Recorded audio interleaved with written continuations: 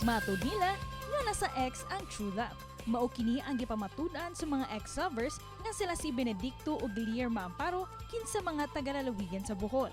Nag-viral ang ilang love story sa social media, gumikan silang talagsaon nga istorya sa gugma. Mga high school sweethearts kaniadto sila si Benedicto ug Guillermo apan nagkabuwag. O gumikan kay wa nay komunikasyon ang duha, nagminyo sila og laing taw, hangtod nga sila nga byodo o byoda. O gumikan lang sa yuta ug sa balay, nagkadayon ang duha. Karong buntaga, sayran nato ang tibok detalye silang love story dinhi lang sa GMA Regional TV Live. Sa mga pagsuway gipamatud-an gyud nga sila gyud para sa usag-usa makauban nato mga kapuso gikan sa Bohol, Benedicto o Guillermo Amparo. Mayong buntag, Mr. and Mrs. Amparo. Kumusta? Ug welcome sa GMA Regional TV Live. Unsay istorya ninyong duha, ma'am ug sir? Kamay kanusaman mo nag-meet ug pwede ba ming mahibaw-an ang inyong love story? Nung nag-aral kami ng high school, doon kami nagkita. Second year siya, ako third year. Tapos, may mga parte ng eskwelahan na lalo na pag December, ganyan. Doon ko siya nakita. Tapos, nag-abroad ako. Pag-abroad ko, wala na kaming komunikasyon. So masasabi mo, sir, ma'am, nga doon na pagin mo feelings for each other. Oo. Magandang kasi parang kilig na kilig ba? Parang sabi ko, ito na. Bumalik na yung pagka-binata.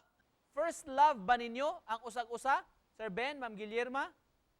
Oo, siya ang first love ko, pero mayroon pa rin ako ibang babae.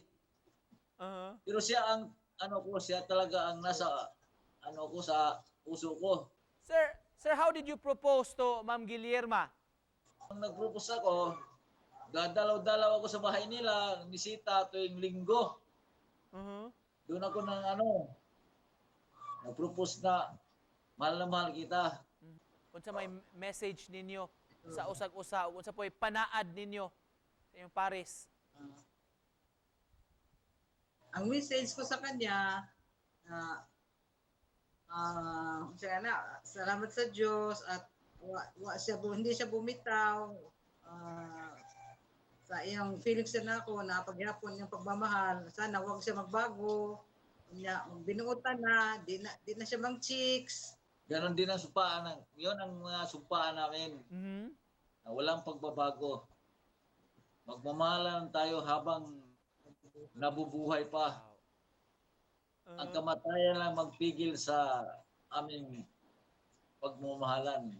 Isip pa na pos, ma'am og sir, unsay message sab ninyo sa mga viewers nato nga nagtan-aw karon kining mga single? Sa mga tao. Ang sabi ko sa mga tao na nanonood ngayon, huwag silang mawalaan ng pag-asa sa mga ex nila. Pag tayo talaga tinadhana ng Panginoon, babalik at babalik yan. Ako naman, yung tao naman nagkakamali, matuto tayo magpatawad. Kung karapat-dapat, magbigay ka ng second chance. Pagkanindot paminahon sa pagtulon-an message ninyo duha. Congratulations ug daghang salamat Ma'am Guillermo, Sir Benedicto Amparo. Thank you for joining us. Thank you.